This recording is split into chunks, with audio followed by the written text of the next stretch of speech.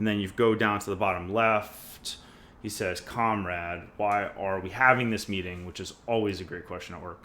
And the rate of information, this is actually really important. The rate of information transfer is asymptotically approaching zero. And so that means that whatever, if we know what asymptotic decreasing rate is from calculus, it's it's a vastly diminishing rate whereby you're basically, again, approaching zero. It's a limit. You're basically getting to a totally worthless meeting with these PowerPoint slides, especially when the slides are in this regimented format, which the military is famous for, obviously. And so what he's basically saying, especially summing up in the asymptotically approaching zero, is that as you just abuse his PowerPoint stuff over and over and over again, what you eventually get is a person who is just trying to justify their little piece of the job or whatever it is that they're doing, and they want to produce a 12 slide PowerPoint, but they're really only changing 2 or 3 things, like the weather and this and that. They're going through the meeting, they're reading all this stuff, and they're just wasting everybody's time, and there's no information transfer.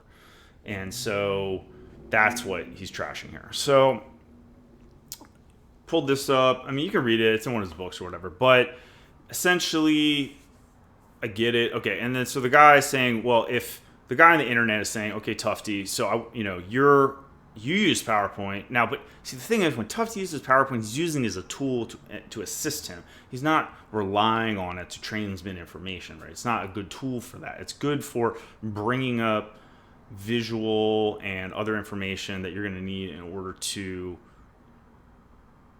make your case or whatever it is you're doing. Teach what you got to teach, or do what you got to do.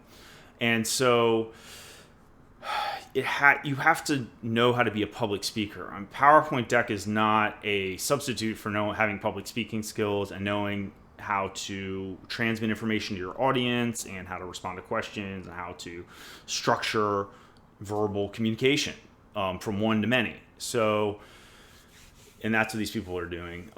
They basically just feel like if they have a PowerPoint up on the screen and they're talking, that they're doing their job, and they're not, because your slides are awful and everyone is not happy with the situation of watching you pitch the same slides for 10 weeks in a row with 2 changes and you're reading the whole thing. So that's how we're getting at. It's an extreme example, but it is what it is.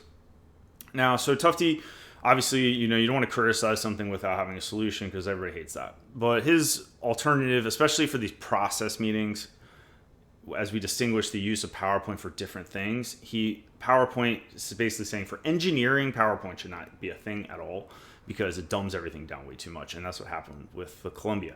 And so now for education and presentations and talks and stuff like that, yeah, it's okay to use PowerPoint. You got something up there, throw it up on the screen, everyone looks at it. What people don't want is death by PowerPoint, which is boring slides packed with stuff that you can't read, and and then the way that you just seal the coffin on death by PowerPoint is the person reading everything on the slide, right? I mean, human beings can read really fast. By the time you've read the slide, they've read it 3 times and they've been on their phone for 5 minutes. So unless you're providing additional context, obviously, don't do that.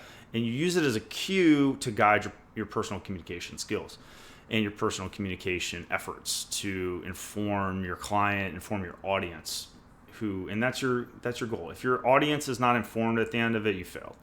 So PowerPoint can either enable you, because it's a tool, or it can enable you or it can make cause your failure. It can drag you down in some ways too.